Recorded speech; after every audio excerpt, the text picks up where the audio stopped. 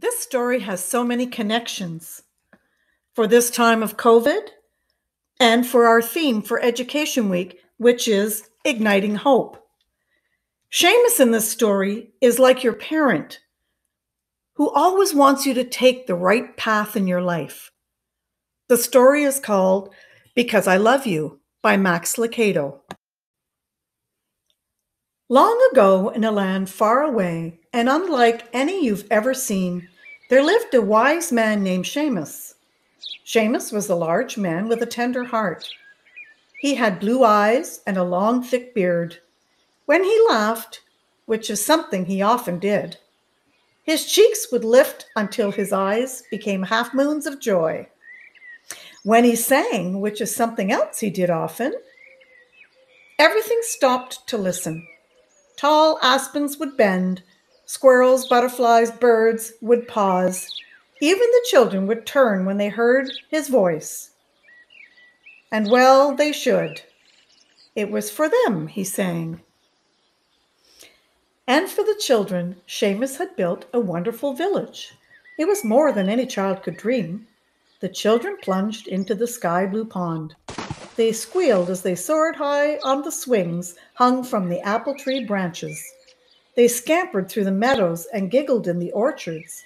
The sun never seemed to set too early, and the cool night sky always brought a quiet peace. And most of all, Seamus was always near. When Seamus wasn't in the meadow with the children or in the orchards with the children, he was in his workshop with the children. They loved to be with him while he worked. They loved the smell of sawdust, hear him sing, and watch him carve a chair out of a log or make a table out of a tree. They would gather around him and take turns pressing their tiny hands flat against his great big one. Every night he would gather the children on the grassy meadow and tell them stories. Fascinated, the children would listen as long as Seamus or their weary eyes allowed.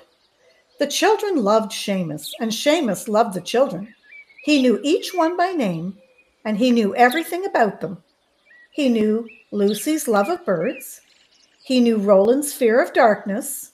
He knew Daphne was friendly, and Spencer was shy. He knew Patrick was curious. When one of them called his name, he dropped whatever he was doing and turned. His giant heart had 100 strings, each held by a different child, and Seamus loved each one the same. And that's why he built the wall. The wall was a high stone fence surrounding the village. Seamus had built it, rock upon rock. The wall was so tall, it stood high above Seamus. Even if he stretched his arms as high as he could, he still couldn't touch the top of the wall. He spent days building it, and as he built, he did not sing. A deadly forest stood outside the village. As Seamus built the fence, he would often pause and look into the shadows beyond. Cruel thorns and savage beasts and hidden pits filled the dark forest. It was no place for the children Seamus loved. Beyond the wall is danger, he would tell the children in solemn tones. You were made for my village, not for the terrible land beyond. Stay with me. It's safe here. But in his heart, he knew it was only a matter of time. The day he placed the final stone on the wall, he returned to his shop, took a long aspen branch, sat down at his bench, and carved a staff, which is like a walking stick. Seamus stood the staff in a corner. I'll be ready, he told himself. Sometime later, a boy ran into Seamus's shop. The sandy-haired child with searching eyes and restless energy brought the maker both joy and concern. Seamus! In one motion, the maker dropped his hammer and turned. What is it, Patrick? The boy spoke in spurts as he gasped for air. The wall! I found a hole! It's a big opening, sir. The boy's hand stretched to show the size. Someone could crawl through it. Seamus pulled over a stool and sat down. I knew it would be you, Patrick, my child.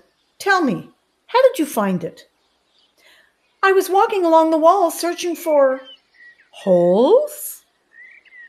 Patrick paused, surprised that Seamus knew. Yes, I was looking for holes. So you could see out into the forest? I was curious, Seamus. I wanted to know why you won't let us go out there. Why is it so bad? Seamus motioned for the boy to come to him. When Patrick came near, the maker cupped the small face into his hands and lifted it up so the boy would look directly into his eyes. The urgency of the look caused Patrick's stomach to feel empty. Patrick, listen to me. The lands out there are not for you. They are not for me. A journey into the forest will hurt you. You were not made for those lands. Let your feet carry you to the many places you can go, not to the one place you can't. If you leave here, you will not find the way back. Patrick spoke softly. You will fix the hole then? No, Patrick. I created the hole because I love you so much. But you just said you don't want us to leave. I don't want you to leave. I want you to stay with me, but I did make the opening when I built the wall. But if you don't fix it, said Patrick, the children might leave. I know, Patrick, but I want the children to stay because they want to stay, not because they have to. Patrick didn't understand. Uncomfortable, he turned to leave. He needed to think about what Seamus had said. As he entered the sunlight, he looked back into the shop. There sat Seamus, leaning backward, still watching. Patrick was confused. Part of him wanted the safety of Seamus's shop, while another part drew him toward the fence. He looked again into the shop.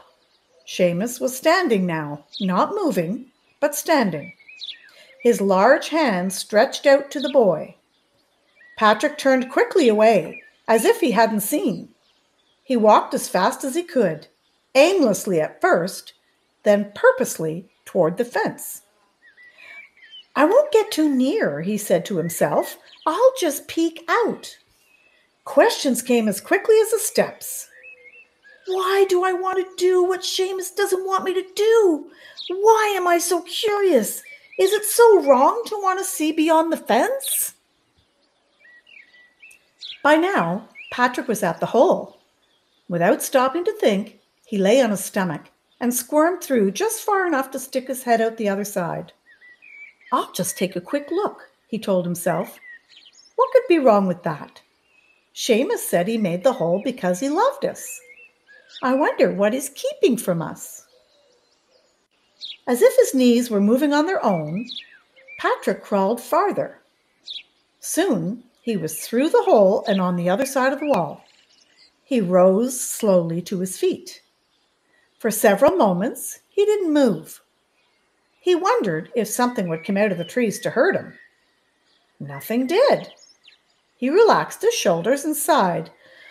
It's not so bad, he said aloud. It's nice out here. What was Seamus worried about?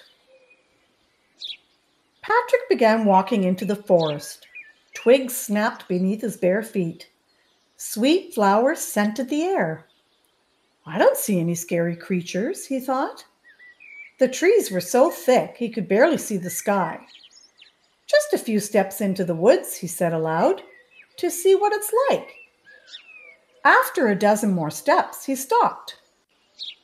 He liked the wilderness. Nothing to fear here.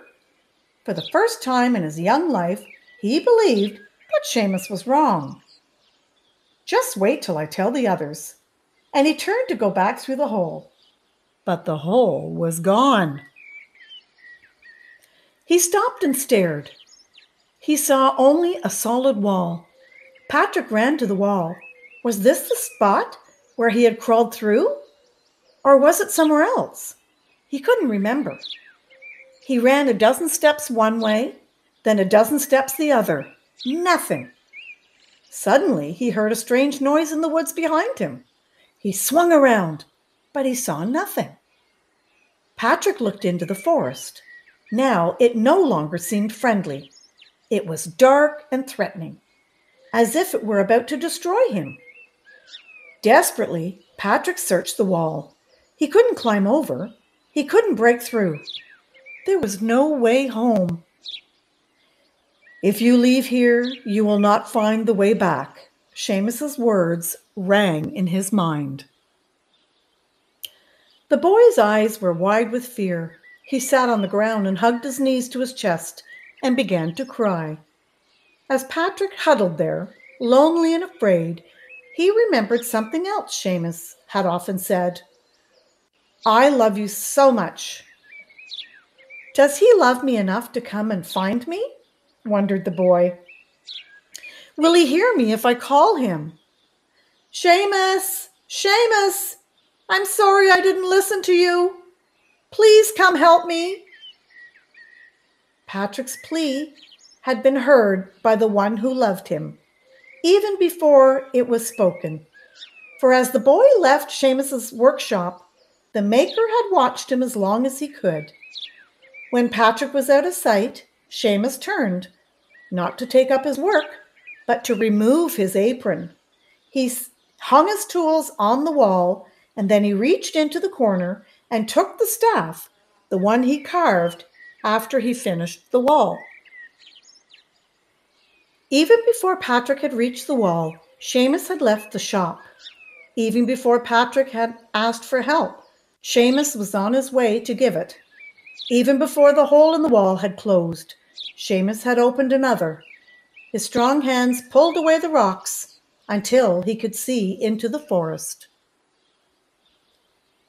With his staff at his side, Seamus crawled through the hole. He left the village he'd made and set out to search for his child.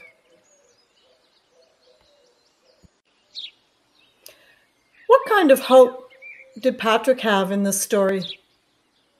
And what kind of hope did Seamus have? What hopes do your parents have for you? And what hopes do you have for yourself?